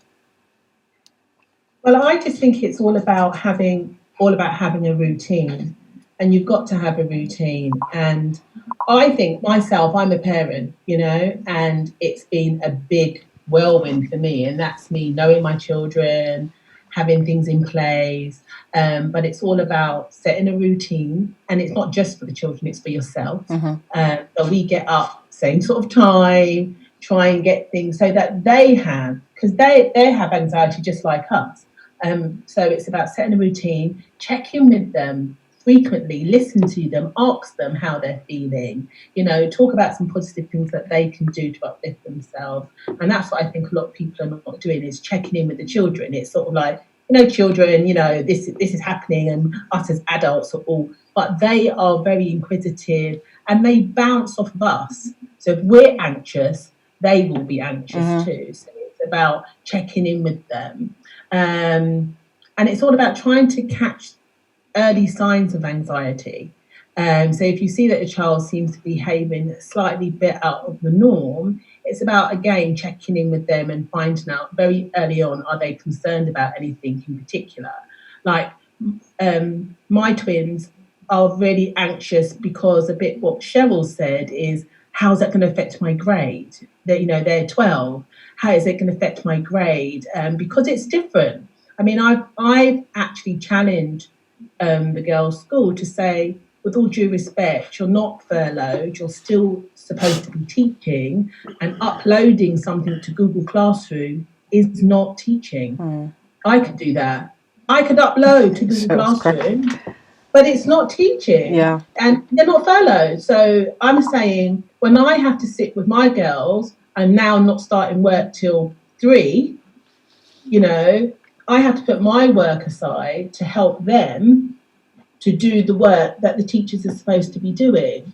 So I'm not having it, let's get with it. Let's put some structure and teach, do virtual classes, do whatever you need to do. Because as much as I respect, Leah, you don't understand. homeschooling. As I was saying to someone, but it's different because they're asking me to complete a full curriculum. Yeah. Latin. I did Latin 30 years ago. Yeah. Latin. Them have PE. Them have science. I'm like, what? And then when I'm doing maths, you've got them saying, well, we do the bus stop method. What is that? Yeah. What is the bus stop method? That is not how I taught. I told the teacher, I've taught them the Uber method, because I can't, and it's about, for me, as having structure as much for them. So I'm just saying, as a parent, if I'm going to be kind of anxious or even trying to get that structure, can you only imagine what the kids are going through? Yeah. And that's the thing. So to further on your point, I think that's a key difference between people that elect to home educate and that are being pushed into this situation right now. People that home ed have the control of picking what subjects they want to learn, and there isn't a set kind of curriculum. They get to choose what the curriculum is, whereas you're being dictated to and you're trying to pick up from where the teachers left off, and that's a very difficult situation. And also it's about what Cheryl has said as well. It's about, depending on the teacher, depends how they've been graded before, what kind of level. So for me, certain things I think is too easy for the girls. I'm like, what kind of work is this? So it's made me realise a lot of things about what's going on in the education. I mean, they can't, I swear, I think as soon as they hear my voice, they're like, oh, it's that woman again. Yeah, because I'm always phoning to say, what is this? What is this? And I think parents is a time where you can feel empowered to ask these questions, because now you can see the work that your kids are doing, what kind of things are put in place for them. And it's about, what? I can't control what's going on with COVID-19, but I can control what's going on in my own home and put certain structures around it. And I want to say to all parents, don't be hard on yourself. Because I'll be honest with you, I was hard on myself. Like, I can't, this is too much. I can't work. I can't do the homeschooling. Am I giving them enough attention? And it's about trying to keep them connected with their friends, because I think my girls are praying that I find a cure, because they want to go back to school, because I'm hardcore. Thanks for that, Diahanne. Cheryl, what do you what are your thoughts on exactly what Diahanne has been talking about? Obviously, before you were saying that there's a lot of children that are concerned about going on to do their GCSEs and taking their exams. Where does that leave parents in terms of, I guess, the legalities, if there's any concerned with that? The thing is, right now everything's online, so the accessibility is there. So you have people that access. You can actually access people who can actually grade your children and see what level they're at, just like most homeschoolers do already. Yeah. So if your child going towards for their GCSEs or their SATs or to go into university, that can be done through a homeschool curriculum. Nothing really has changed that much, besides the fact that you more than likely have to pay. But I genuinely believe this, at the time that we're at and what's going on, academically, your children will do just fine. You know, like when I look at my granddaughter who's 10, and some of the maths equations that my son gives her, and just to give you an example, it will be like 28,464,000 divided by 64 million something. Less than 5 minutes at 10, she's doing it on a notepad and pen. So it just depends on how you as a parent are interacting. If you, again, as Diahanne has said, don't feel confident, then you get onto some of these online resources and actually knuckle down and maybe learn alongside your child and then get to understand. So when September does come, or when the exam dates do come, which I genuinely think that this whole exam thing is just ridiculous. However, we're in this position and there's not much we can actually do about it. When that time does come, then your child is better prepared. Get them the online tuition. Download, there's so many free resources in our group. There's so many free resources out there There's so many groups out there, Facebook, Instagram, all over the place, where you can download all these resources. There are a lot of teachers as well who have their own pages where you can download the national curriculum if that's what you want to stick to, and make sure that you choose the right exam board as well, because you'll have your child studying for something and it's the wrong exam board. So just make sure you actually step up your game as the parent on behalf of your child, and you'll find that it's not as stressful as you think it may be. It's really not that stressful. So you're suggesting... So basically, you're suggesting that families independently source GCSE preparation and examinations themselves, or you're saying to do it through the schools? When you're at school, you still will. The parent will go and get another tutor. Will always go and get additional lessons. So those things are what we're actually doing already. So there's nothing new under the sun, so they say. So it's just a case of just thinking outside of the box. People can contact yourselves, as we know. Even Leah, she's online and she's a homeschooler, has been for so many years.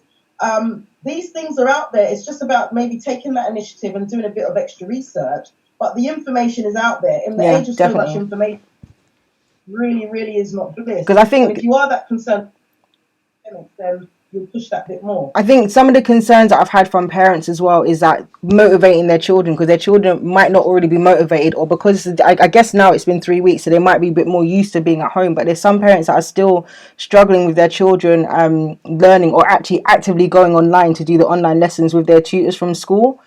So I just wondered where that would place a parent in their situation dealing with the schools in the future, or around now.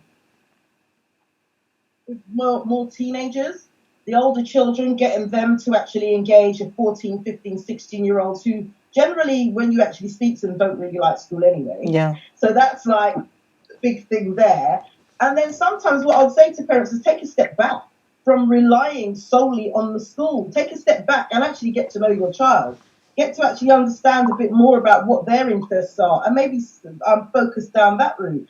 Because this obsession with GCSEs, this obsession with passing grades. Remember, the schools get paid for all the grades that they get. They get a lot of money. Your child's happiness and mental well-being, that's just left to the wayside. No one really cares about that. It's all down to grades and finances. Schools are businesses. So let's just be real about that. Take that step back, log off, get into some interaction with your children, cook with them. You've got fractions and all of these other things.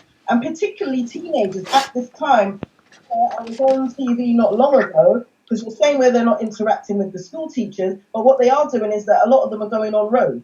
A lot of them are vulnerable right now because parents may or may not be able to control what they're doing. They're bored, so they're leaving the house. What do you think is going to happen when they're on the road? So it's a case of really, really, really trying to think outside the box and actually tap into our young people, lock down the schoolwork, and actually do some relationship building and some relationship work with those teenagers. Because raising teenagers, as I'm not sure how many of us have teenagers here, that's the hard part. That's when your every single nerve, everything in your being is tested when you have teenagers, and actually getting them to do what you say, when you say, and actually interact with them and have conversations.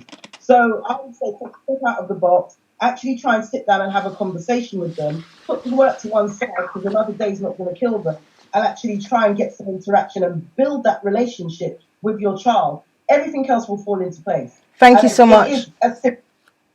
Thank you, Cheryl. Can you please share your contact information and details for anyone that might want to get in touch? It is Cheryl Pheonix or the Black Child Agenda. I always say to people, just type it in Google. Not that hard to find. So it's just the Black Child Agenda on Instagram, Twitter, Facebook, and Cheryl Pheonix is the second to Instagram, Facebook, or our website. Thank you very much, Cheryl. And Leah, we got to quickly move on. We've only got a few seconds left. So what I wanted to know is, what's your main message that you'd like to share with our audience before you leave, as well as sharing your contact information, please? I would just reiterate what Cheryl just said, which is that right now you've got the opportunity, like parents have got the opportunity as to whether the traditional school route that their child's been in is actually what they want for their child. Because at this point, you've got the chance to choose.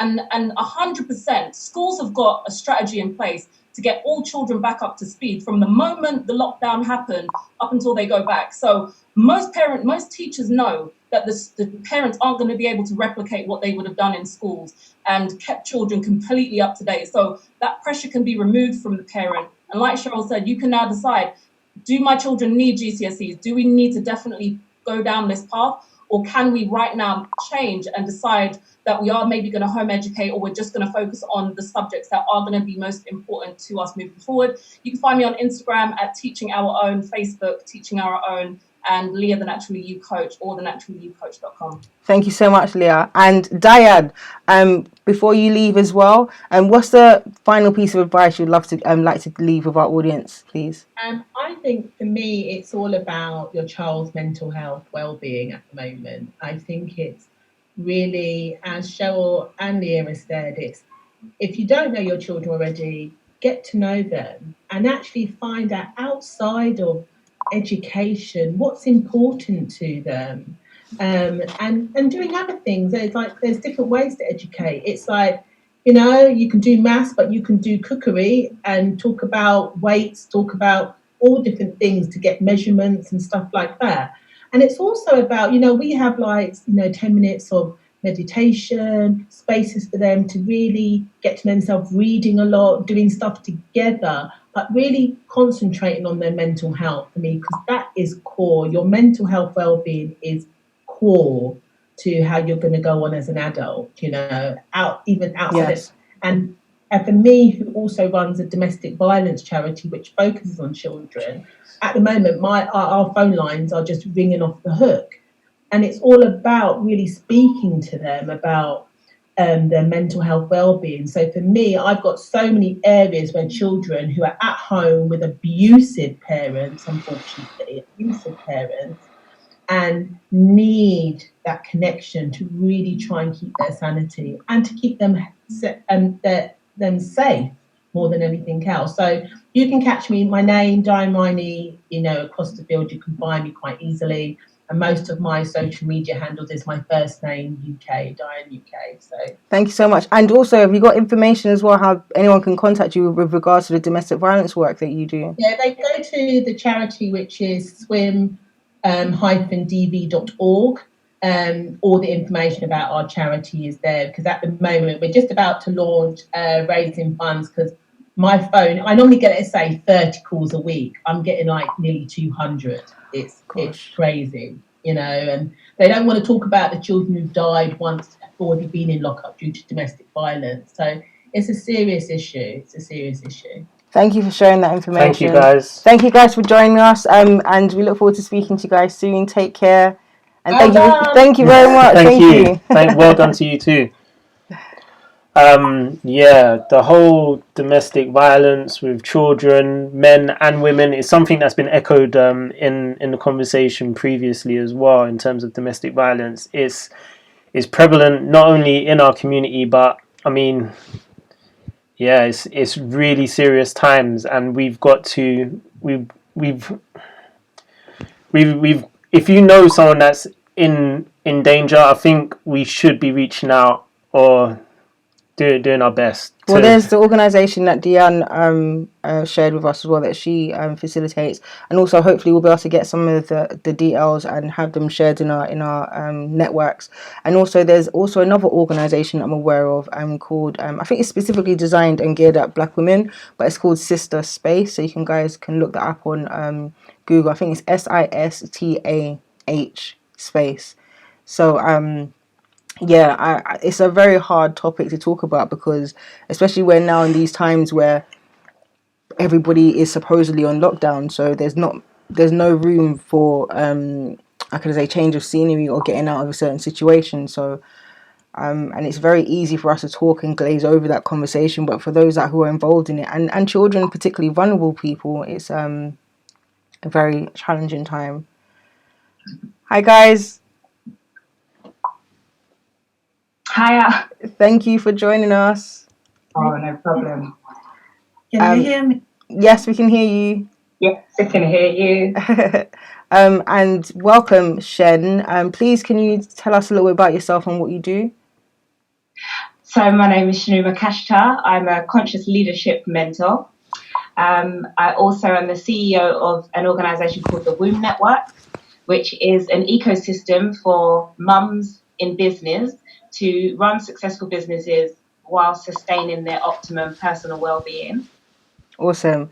And sorry, I'm calling you Shen. Faye, thank you very much for joining us as well. Can you tell us a little bit about yourself and what you do as well? Greetings. So my name is Faye Ussi, and I am a mompreneur who's been working over the past 20 years in fashion and media. And I recently started my journey as a lifestyle coach and empowerment coach for women, with the aim and the mission to empower women and to inspire them to love themselves fully and nurture a good relationship with their body and themselves. Thank you very much. And Mikel, thank you so much for joining us this evening. Can you tell us a little bit about yourself and what you do as well? Peace, family. My name is Mikel, Ameen. I'm a world changer. I am a creative focusing on creating spiritual health solutions for people, and this particularly the generation coming up. I'm interested in helping people understand their indigenous nature, culture, and how to use their creative expressions for spiritual health. So yeah, that's some of the things that I do. Awesome, thank you. Did you want to ask any questions? So, Mikel, what have you've been very vocal on your social media, at times upsetting people with your almost carefree attitude and energy. Love your energy, by the way. What have you noticed in this time, and how do you see it affecting people? That's a big question, but what have I noticed? I have noticed how people are starting to, as my friend says, nature is taking everyone back to its course.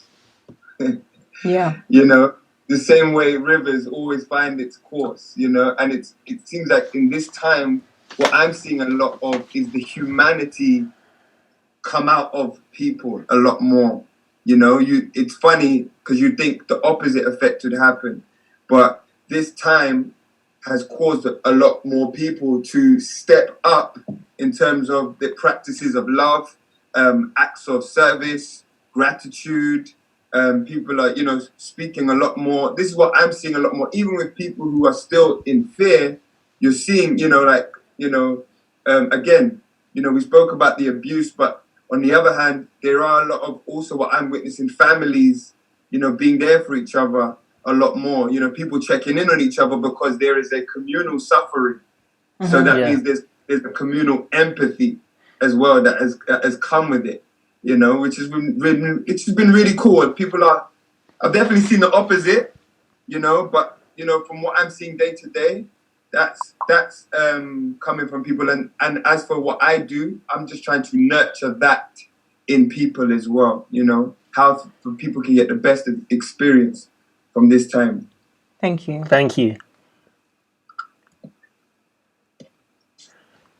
Go to Faye. Yes, Faye. So you work in mindfulness, particularly with women, but what are your observations as well in terms of how the current climate is impacting us as people from a mindfulness perspective?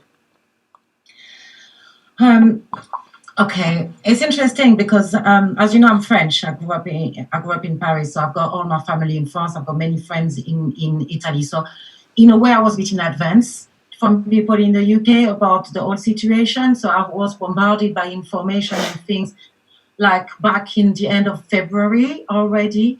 And my first reaction personally was to very quickly stop and keep myself away from media and from messages and things like this. I come from the media background. I've got a master's degree in communication and information. So I'm well aware about mass communication and the tool that I use to put fear and to put confusion in people's mind. So my first reaction was to try to cultivate as much as possible love, because I still believe in humanity. And I'm so happy to hear that, we feel a lot of people are being more human, more grateful, embracing more love, which is fantastic. And to be honest, that's what I was hoping for, really, because I believe in humanity. I believe in the power of love. So I was really hoping that from this crisis will come, and I like to think that from every crisis, from every negative thing, can come something positive, obviously. But I've got to say that I've also been, concerned by the fact that a lot of people might not know what to do with their time and how to occupy themselves. I think in France in particular, I saw many messages from France saying, I don't know, I've got too much time, which made me laugh, because I never have too much time, because I always have too much things to do. And I've got 4 children as well, so, you know how it goes. But I thought to myself, this is symptomatic. It shows that when people are not in their 9-to-5 jobs, or, they're not doing their school run and stuff, and they're faced to themselves, they don't know what to do with themselves.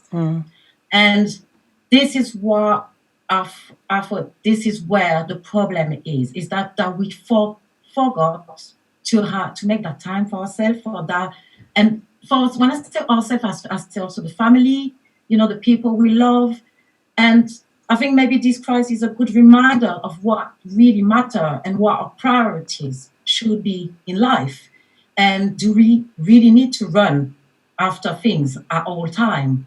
I think sometimes this exceptional slowing down, this lockdown, really put things into new perspective. Yeah. And I really hope that from that we move forward and we make a statement that we're not going to go back to the same trouble, and that we're going to use, this crisis to move forward in a positive way and create the life that we want for ourselves and that we want for others, our family, our neighbors, our community, the world. Thank you. Shen, based off of what both Mikel and Faye has said, in terms of, because obviously there's areas where we need to be aware, but also be mindful of the impact of having an awareness of what's happening, what's really happening around us. How what are your thoughts about balancing that out and being mindful of what we can take from what is can be a bit more I suppose have a challenging or negative, I don't like using the word negative, but a challenging impact on our mental well-being and mindfulness? Well, I'd have to agree with both Mikel and Faye that there's an increase in humanity, but there's also an increase in people being responsible for the position that they play. There's a lot of people showing up more authentically and more aligned with what they've always wanted to do or how they've always wanted to do things. Sometimes we can kind of commit ourselves to something because we've started, and it's almost as if this time has given almost permission to reset and show up in the way that you feel is more beneficial, not only outwardly to other people, but to yourself as well. I feel like the responsibility comes in when you've done the necessary work on yourself to ensure that whatever feelings or information that you take in, because I do keep informed with what's going on, even though the information is kind of dead anyway, it's literally just death news. You still want to keep informed because obviously we have children. We want to make sure that we know how to act accordingly. But as a leader or as a conscious leader, someone who is informed, you have to keep informed on both sides. So you keep yourself spiritually grounded and aware and informed, and you keep yourself terrestrially grounded and informed, and you are the conduit to transmute the energy. So no matter how you received it, if you received it as negative news, bad news, it filters through you and you transmute it positively to make it tangible and pragmatic to whoever you're here to serve. And that includes in your house, with your children. children, as I'm sure you know, they ask amazing questions. And if you gave them exactly how it was given to you, you would implant seeds of trauma in them very quickly and very easily, and something like this. And so they teach you best how to lead. I believe motherhood as leadership is the way that the whole world's going to go anyway, which is why I focused on mums. Parenting is the closest thing to leadership. And so I think that this time where we're forced to connect with our children, they're going to be our greatest teachers. And you have to mind your mouth with your children, and that's how you should be in the world anyway. But we're all not always like that, because we expect people to be big enough and ugly enough to take it. But our children are going to teach us the patience, and they're going to teach us the skill to transmute what is effectively negative energy into positive and tangible, useful information. That's great. That's awesome. So to just for a question at you, say someone's listening to what you're saying, and it's like, how can I see a positive in this situation? What kind of advice could you offer them to like take steps as to looking at it from a different perspective, or looking at the positives that have come from this situation? Is there anything you could kind of advise people on to do at Shen? Yes. Yeah. My advice is always to keep it simple, and just to take time to feel where your initial response is coming from. Is it coming from love, or is it coming from fear? In the same way that you would respond to a child, it always comes from love. So for example, the absence of one thing is the presence of another. So whatever it is that you feel like you're lacking, what replaces that? What positive thing replaces it? So you're lacking interaction with your friends. What is replacing it? You're having time for yourself. You're having time to meditate. You're having time to start books and actually finish them. You're having time to have day baths. Do you know what I mean? So however you're looking, it's about reframing whatever it is that you're taking as negative and making a conscious effort to see what it's being replaced by. That's amazing. Thank you. Mikel, we were talking, Faye mentioned something about filling our time, using our time more effectively. Is there things that you could suggest that people could do to fill their time, where in terms of positivity and positive thought and positive thinking? What did you say? Say that last bit again. To fill their time. Yeah, we're talking, Faye mentioned about filling your time with positivity and doing positive things. Is there any suggestions you can make on, because I know you're all about the positive energy and stuff like that. So what kind of things could you advise people, families and children on how to effectively use their time in a positive way? Yeah, I mean, Shen mentioned something that I fully believe in, which is about keeping it simple. You know, one thing that I've seen that other people are doing, and even myself, I've just taken real advantage of this time to go back into the process of things rather than the consequence of things.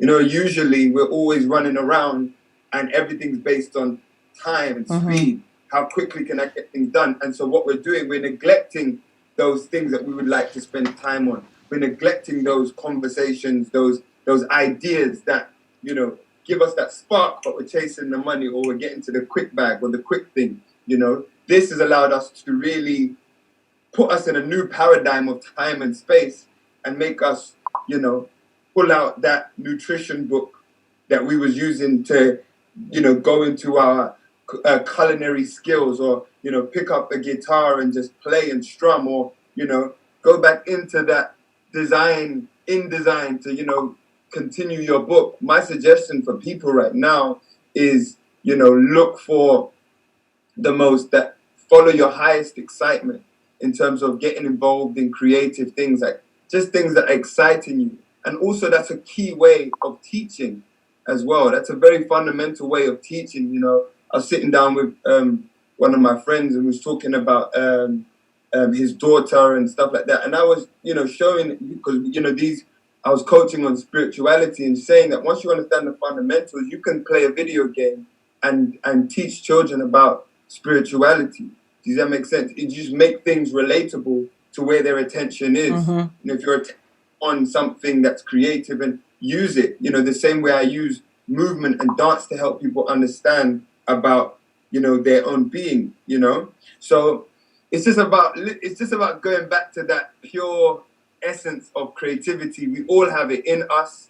I would say that I feel like for people in this chat, I think we have a bit more of a, I guess, how would I say, a head start than other people, because a lot of us spend our time doing this kind of isolation anyway. Yeah. You know, depending on who you are, us creatives and people who are in the healing space, it is isolation. It is, you know, not knowing where your money's coming from and having to move things and be malleable and do all. So we're a bit of a head, and so we have the, I guess, responsibility of being the teachers and helping people, guide people through this. But it's just about calling people back to that child in them, man. The one that wants to explore, you know, different worlds again, you know. Thank you so much. Do you want to ask any questions, or we're going to go on the last words? Yes, let's ask. Well, let's go get some last words from Faye. Okay, sure. Is there any last messages you'd like to leave with our audience before we run on? I'd like to say just to bounce on the question that Michael was answering to, that one thing that we can all do to get better is conscious breathing. Taking the time to breathe. We've got the time to do it now, so taking the time to breathe. That's the first step to any spiritual elevation, and to manage stress, to manage you know, we are living a time where we have to be flexible and adaptable, because obviously we never knew life like this, so we have to adapt to so breathing, taking the time to breathe, and you know, breathing, as we say, is the first stage to get to meditation. It's no big science to breathe. We all know how to breathe. We just need to take our time to breathe and have fun. Do things that are fun. And I've got my mum with me since we've been locked down. And one thing that we've been doing is, because, you know, at the beginning, trying to get the children to do things and stuff, trying to be like enthusiastic and all this type of thing, it doesn't work. And Mum said, what work? She said, children, they do what you do. They copy. So we're just going to sit and start painting. And you're going to see, they're going to come in 5 minutes and say, oh, what are you doing? You're painting. I want to paint too. And that's what we've been doing. Painting, doing collage, whatever, training, yoga, fitness, and there's always one coming, what are you doing? Can I do it with you? And, you know, even meditating, praying, example, always work with children. So, but I think the most important right now is to have fun, have a good laugh, you know, crack some jokes as well, you know. Spirituality. I get in trouble a lot for that though, because I have a little too much fun in our household. Mainly at other people's expenses though, but the family give as much as they get, so it's not too bad. Yeah, it always makes things easier, doesn't it? You know. Definitely. And at the end, you know, I just wanted to jump on one thing you said, baby. I don't like the word negativity either, but we have to. You know, we can't lie to ourselves. We're human beings. We're negative and positive. Denying your negativity is not going to help to improve your positivity. Mm-hmm. You have to, you know, you have to be okay with the fact that, yes, sometimes you're down, sometimes you're negative, and sometimes you're saying things to yourself that are not positive, that are somehow wrong, but you can still correct yourself. Yes. The magic of it is you can still correct yourself. You can still make it better. So, you know, sometimes it's a hard time. So sometimes if you want to have a good cry, have a good cry. And if your children have a good cry, tell them it's okay to cry. Yeah. It's okay to let it out sometimes, you know? And then you pass to something else, something a bit more fun, a bit more positive. But it's okay to sometimes go let the emotion flow as well. You know, over the past few days was a very, very electrical, very energetical, intense period for the planet, for all of us. So we've been feeling, you know, it's the new moon coming as well. So we're feeling all those. So it's okay. It's okay to let go sometimes. And it's okay to scream a bit sometimes as well, as long as you get back to breathing and smile. Smiling. Definitely. Thank you so much, Faye. How can people contact you if they want to get in touch? Instagram at Ussi, I think is the most direct way to contact me. You can also follow me at Till Fairy Goddess Mother, which is my other account for the women empowerment, and Art of Fashion Wrapping for the fashion. It's Fashion Revolution this week, so I'm campaigning about issues in the fashion industry. So I'd like to invite people to check it out. It's very important. Tomorrow is Earth Day. All this is very linked. What is happening right now is linked to all this. So I'd like people to join me in this discussion. And I just joined the WOM network as well. So yeah, you can follow us as well on the WOM network. Thank you very much, Faye. Shen, what message would you like to leave our audience with before you go? I would definitely say that rest is revolutionary. Like, don't be afraid to go to bed. It doesn't matter what time of day it is, if you can. If your children are safe, if you're in an environment where you could even steal 10 minutes for nap, take a nap, rest. Your body needs time to rejuvenate. At the moment, a lot of people are experiencing insomnia and sleeplessness because the energies are so high. We're all interconnected. And the most revolutionary thing you can do for yourself right now is get some sleep. And sleep requires deep peace. So take the advice that Mikel said, have fun, dance, shake, move the energy, move the blockages throughout your body so that you can sleep. Faye definitely made a good point to purge, cry, get that energy moving through your body as well. All of these things help you to go to sleep.